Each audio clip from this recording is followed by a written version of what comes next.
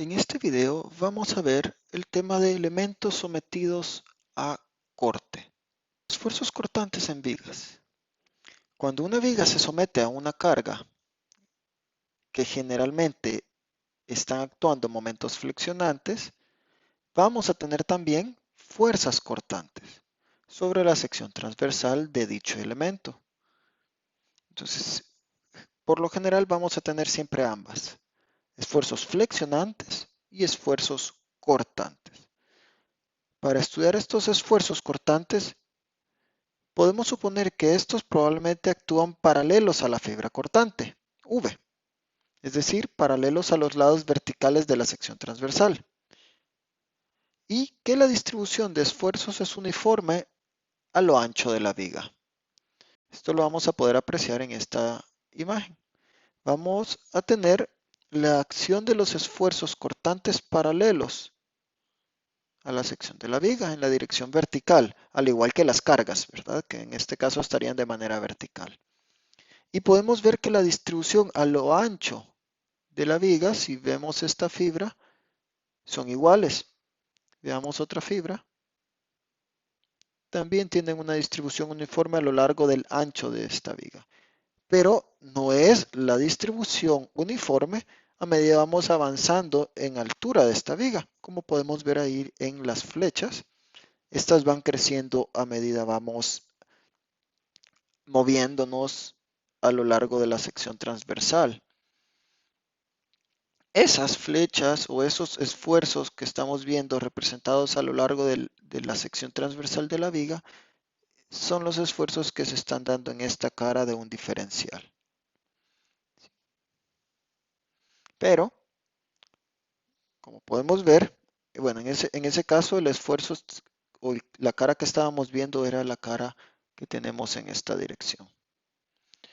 Por equilibrio, si tenemos este diferencial en el sentido opuesto, tendrá que haber una fuerza o una fuerza en dirección opuesta con el mismo, sí, con el mismo valor, ¿sí? Misma magnitud, direcciones opuestas.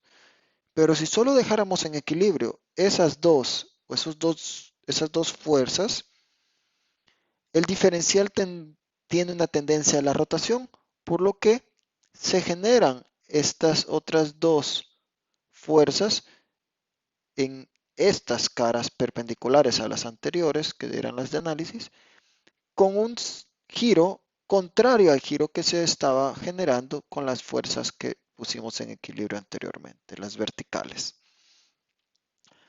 Para nombrar estos esfuerzos, vamos a tener que el primer término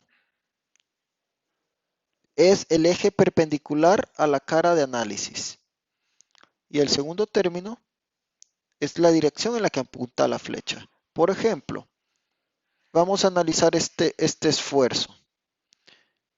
El eje que va perpendicular a la cara de análisis es el eje X, por lo tanto tiene un tau X. Y si vemos, está en la dirección Y. Entonces va a ser un tau Y como segundo nombre. El nombre de ese esfuerzo sería tau XY. Lo opuesto, vamos a ver en este.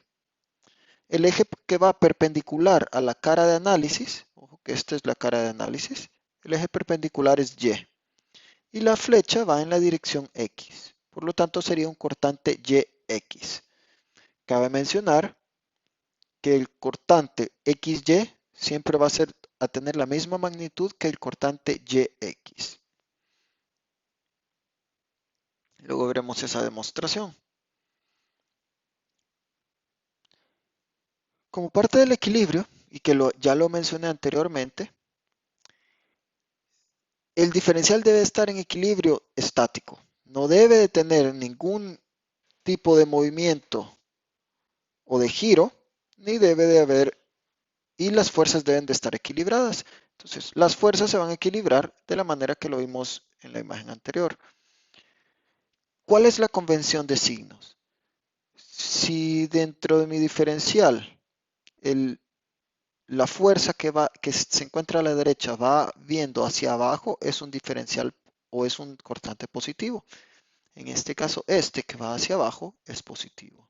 Por ende, por equilibrio, este tiene que ir hacia arriba, pero me está generando un cortante positivo. Podemos apreciarlo acá. Del lado izquierdo, el cortante hacia arriba es positivo. Entonces, ambos cortantes son positivos. ¿Sí? Depende de cómo lo esté viendo.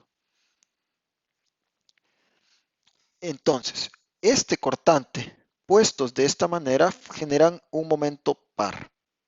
Un momento par que está girando en sentido, si vemos el sentido que está intentando girar el diferencial, es en sentido horario. Entonces, podemos decir que, que los esfuerzos cortantes o fuerzas cortantes que se encuentran en mi diferencial y me generen un giro horario son cortantes positivos. Y los que generan un giro antihorario son cortantes negativos. Veamos en este caso, estos dos cortantes que se generaron por equilibrio tienen que oponerse al giro que estaba dándose por el cortante vertical. Estos dos giros, pues ese giro que van a tener ese momento, esas fuerzas que generan un momento par, va a ser en la dirección antihoraria. Por lo tanto, son cortantes negativos. Para que veamos el equilibrio y quede un poco más claro por qué el cortante YX y el cortante XY son iguales, vamos a hacer una sumatoria de momento en una esquina. Vamos a hacer sumatoria de momento aquí. Por lo tanto, el cortante este que tenemos aquí cercano y este no están haciendo momento porque su punto de acción pasa por donde tenemos que hacer el momento. Entonces, si hacemos momento, tendríamos la fuerza generada por este esfuerzo y por este. Entonces, ahí está el esfuerzo. Claro, hay que multiplicar por el diferencial de área, ¿verdad? Para tener fuerza. Y luego por el brazo de palanca. Al hacer esta multiplicación, vemos que los dos términos son iguales. Y nos va a dar que para que exista equilibrio, el cortante vertical y el horizontal tienen que ser iguales. Aquí queda demostrado esa parte que ambos cortantes tienen la misma magnitud. Tanto el cortante vertical como el horizontal. Y aquí viene entonces una parte de la teoría que nos dice que un esfuerzo cortante que actúa en la cara de un elemento va acompañado siempre de otro numéricamente igual que actúa en una cara perpendicular a la primera. Ahora veamos un ejemplo de cómo vamos a poner los diferenciales en equilibrio. Si queremos un diferencial que se encuentra en la parte de cortante positivo, ¿sí? De un diagrama de momento y de un diagrama de cortante, como estamos considerando un cortante positivo vertical en este caso, veamos que se ha colocado el cortante positivo en la cara vertical. Estas dos fuerzas están generando un giro horario. Eso es un cortante positivo. Y luego ponemos las otras dos para generar el equilibrio en nuestro diferencial. Pero si tenemos un cortante negativo, como lo es en este tramo de nuestra viga, tenemos que generar en este caso los cortantes verticales que tengan signo negativo. Eso sería con un giro que sienta mi diferencial de manera antihoraria, que sería poner las flechas de esta manera, ¿sí? Las fuerzas, y luego generar el equilibrio con las fuerzas restantes. ¿Sí? ¿Qué pasa cuando tenemos tablas una sobre otra y se aplica una carga? ¿Sí? Vamos a ver que se deforman y generalmente se van a deformar de manera no simétrica o no iguales cada una de las tablas. Como podemos ver en esta imagen, hay una pequeña diferencia entre ellas. Si no existiera fricción. Si existiera fricción interna, el objeto se estaría deformando como lo podemos ver en esta imagen. todo estaría trabajando como una sola figura. Entonces aquí es donde podemos también apreciar un poco el que aplico fuerzas verticales y qué está pasando de manera horizontal. Si yo no he aplicado fuerzas horizontales, es porque tiene que haber un equilibrio de los esfuerzos cortantes. Y es ahí donde aparece esa fuerza horizontal, que si no hay fricción, se logra vencer con esa fuerza horizontal y sucede esto, que las tres maderas se mueven de manera diferente. Entonces, ahí es donde uno dice, ok, sí, internamente tenemos fuerzas horizontales. Ahora vamos con la deducción de la fórmula del cortante. Y vamos a comenzar considerando esta deducción a partir del cortante horizontal. Ya vimos que el cortante da igual en magnitud calcular el horizontal que el vertical.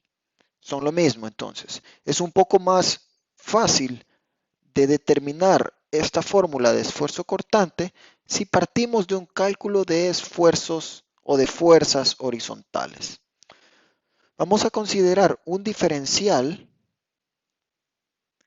dentro de una viga con cargas cualquiera, cargas distribuidas, cargas puntuales, momentos puntuales, todo lo que queramos tener, un diferencial cualquiera dentro de una viga con esos comportamientos. Entonces, aquí tenemos el diferencial. Ese diferencial va a tener un ancho de dx. Cuando sacamos el diferencial, vamos a poner en equilibrio de fuerzas ese diferencial. Y podemos ver que a partir de los esfuerzos, estas líneas triangulares son a partir de los esfuerzos de flexión. Claro, sabemos que si hay esfuerzos de flexión, podemos convertir esos esfuerzos a fuerza, ¿sí? Y un momento generado entre ellos. Entonces, eso es el equilibrio o las fuerzas que vemos del lado izquierdo. Del lado derecho, tenemos la aplicación o dentro de nuestro diagrama de momento, un momento más un diferencial de momento, que es lo que podemos apreciar acá. Y antes teníamos solo un momento. ¿Sí? Claro, no está en equilibrio el cuerpo, si lo vemos de esa manera. Tenemos por ahí fuerzas que están siendo mayores de un lado que del otro. Ahora cortemos la sección transversal de esta viga, una sección transversal con una forma cualquiera, que la podemos ver acá. Vamos a hacer un corte en cualquier ubicación dentro de nuestra sección transversal, como está en esta imagen. Hacemos un corte a una altura Y'. ¿Sí? Tenemos las mismas fuerzas, pero a esa altura Y', al hacer el corte, podemos ver los esfuerzos de un lado, del izquierdo son menores que del otro. Y para que eso se llegara a equilibrar cuando yo haga equilibrio de fuerzas, tiene que existir alguien que esté haciendo ese equilibrio. Y ese alguien es el esfuerzo horizontal de corte, que está aplicado a lo largo de toda la sección transversal, a lo ancho de la viga. En 3D podríamos estar viendo el objeto de esta manera. ¿Sí? El esfuerzo cortante está aplicado justo en esta área, que es el área que ha sido cortada. ¿Cuánto vale esa área? Podemos ver que tiene un ancho de dx y una longitud de, que es de t, que aquí está el ancho t, o una letra b de base. La fuerza, como ya hemos visto anteriormente, es esfuerzo por un diferencial de área. Como tenemos una integral, el esfuerzo es my entre i por un diferencial de área. Entonces, nosotros podemos calcular el valor de las fuerzas que se están dando en esa zona superior. Vamos a llamar F1 a la fuerza que se encuentra del lado izquierdo. A esta fuerza derivada por ese que viene producto de ese esfuerzo, le voy a llamar F1.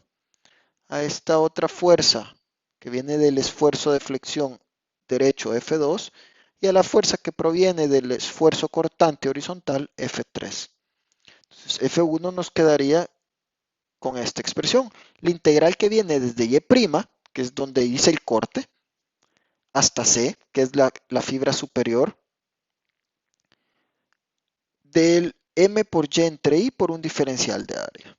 La fuerza 2, pues viene a ser la misma fórmula, pero el momento aplicado es M más un dm. Y la fuerza 3, que viene a partir del esfuerzo cortante, actúa sobre la parte inferior, el área inferior, que como habíamos visto, el área era dx por la base, ¿sí? O el ancho T. Le vamos a llamar base en esta demostración. Y el esfuerzo de cortante tau. Hacemos la sumatoria de fuerzas, ¿sí? Nos tiene que dar 0. Y podemos observar que tenemos F1 más F3 menos F2 igual a 0. Despejamos F3 y nos va a quedar esta expresión, donde F3, que era tau por B por un dx, es igual a F2 menos F1, expresiones que ya habíamos colocado anteriormente. De esa integral podemos observar que al hacer la resta solo nos va a quedar la parte que contiene el diferencial de momento. Pasamos el diferencial de momento que es constante y la inercia que es constante, la sacamos del integral. Vamos a obtener esta expresión. Despejamos el valor del cortante y nos queda una expresión del diferencial de momento entre un dx. Esto es el esfuerzo cortante. Ya que sabemos que la derivada del momento con respecto a x es fuerza cortante.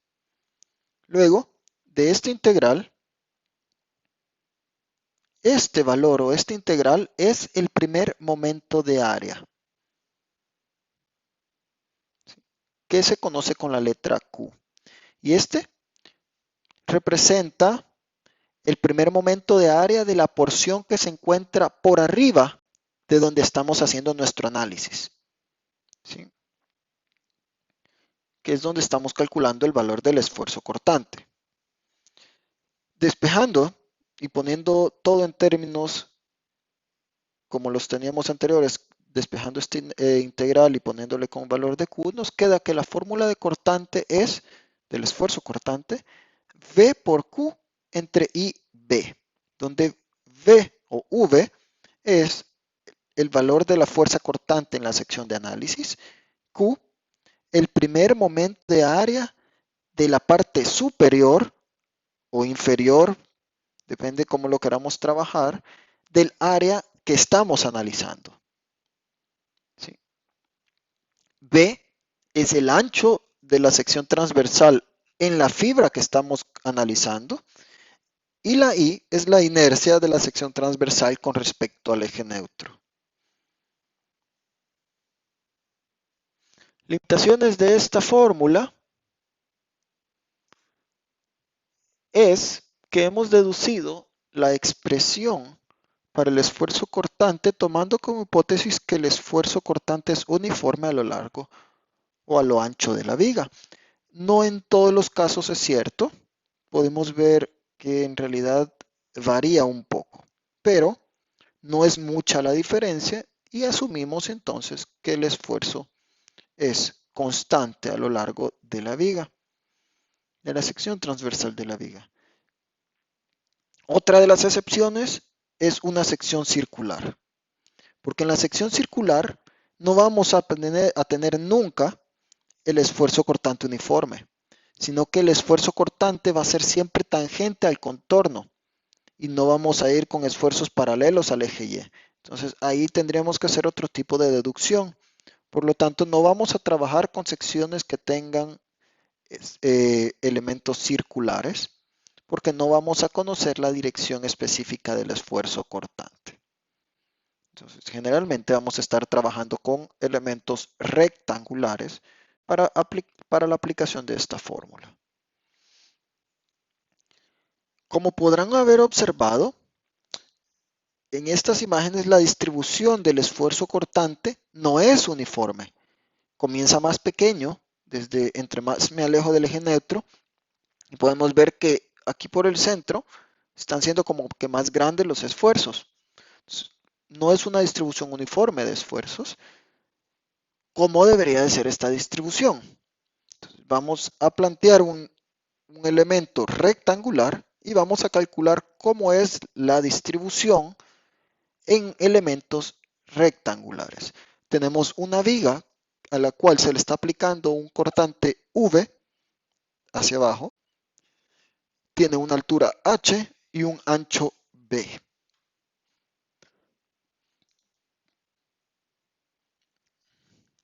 Encontramos el eje neutro, que en este caso pasa por el centroide de la figura.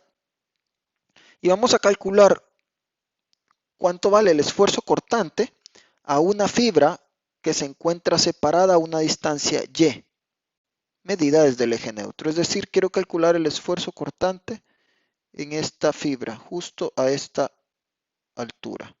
Ahí quiero calcular el esfuerzo cortante. Entonces, la fórmula nos dice que el esfuerzo cortante, en el caso, en ese punto, es de VQ entre IB. ¿Quién es el V? El cortante que se ha aplicado a la sección transversal, que en este caso tenemos el V. ¿Sí? Aquí está. Luego, la inercia de esa figura, que por ser un rectángulo, tenemos que es un doceavo de la base por la altura al cubo. La base para este ejercicio es constante, ¿verdad? Y es el valor de B. Y el Q. ¿Quién es el Q? El primer momento de área. El primer momento de área, Q, lo vamos a calcular como el área que se encuentra por arriba de nuestra sección transversal, por arriba de nuestro corte. Podemos ver que estamos haciendo el corte a una distancia Y. Entonces, el área que se encuentra por arriba, le voy a llamar A', que es el área que está ahí sombreada.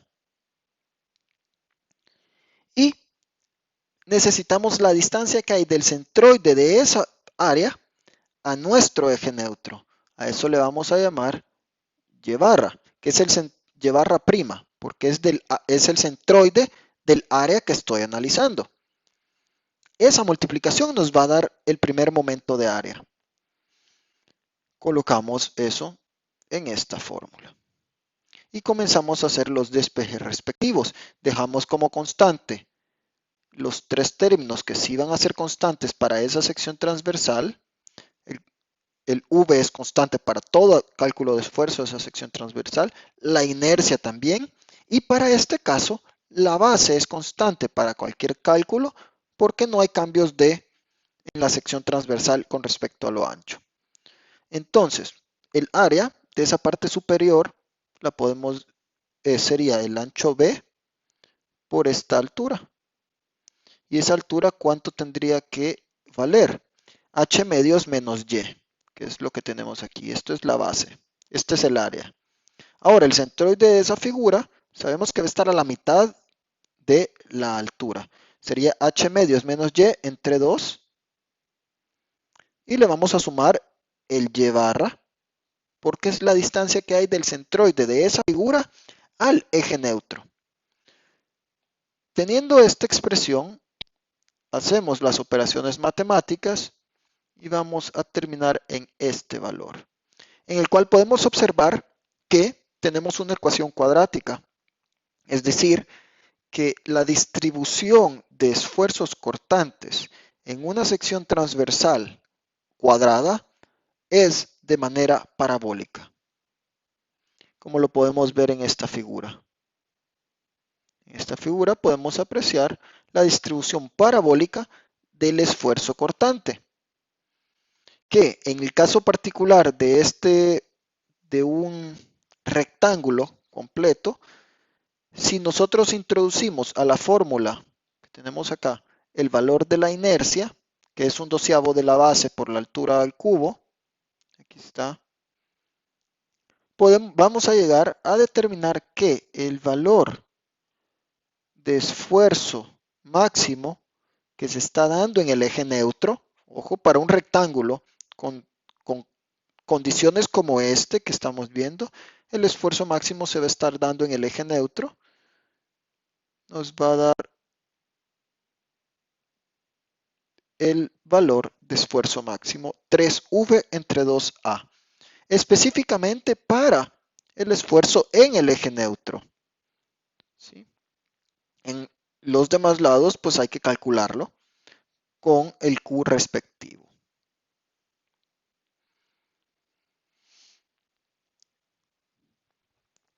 Para efecto de diseño de uniones de vigas compuestas, vamos a necesitar conocer la fuerza cortante que debe de ser resistida por el sujetador.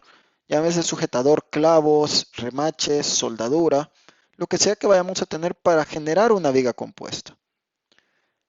Esta carga, cuando se mide como una fuerza por unidad de longitud, se le conoce como flujo cortante. Entonces, ¿qué está sucediendo en este caso? Ya no vamos a tener una sección uniforme, como lo vimos con ese rectángulo, sino que tenemos una sección compuesta por varios rectángulos, ya que no podemos trabajar con secciones circulares. Entonces podemos ver acá esa sección compuesta. Si determinamos el equilibrio de fuerzas que se está generando dentro de esta sección, con el procedimiento que ya vimos anteriormente, vamos a llegar a que existe una fuerza horizontal que debe de ser resistida por estos conectores entre las diferentes piezas, que se le conoce como flujo cortante, y su fórmula se representa con la Q minúscula y va a ser V por Q entre I. A esto le vamos a conocer como flujo cortante.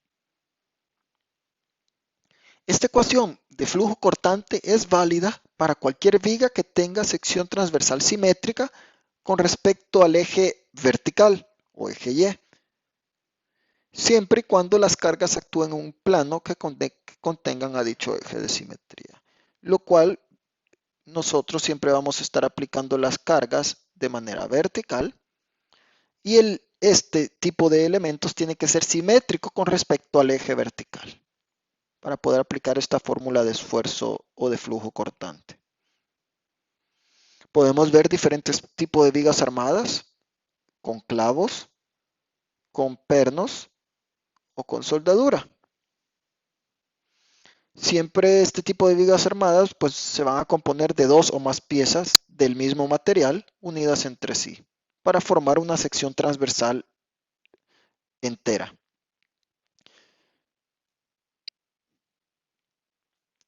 Entonces, para analizar este tipo de vigas armadas se va a diseñar primero de manera que se comporten como una sola unidad. Entonces los cálculos van a estar en dos fases.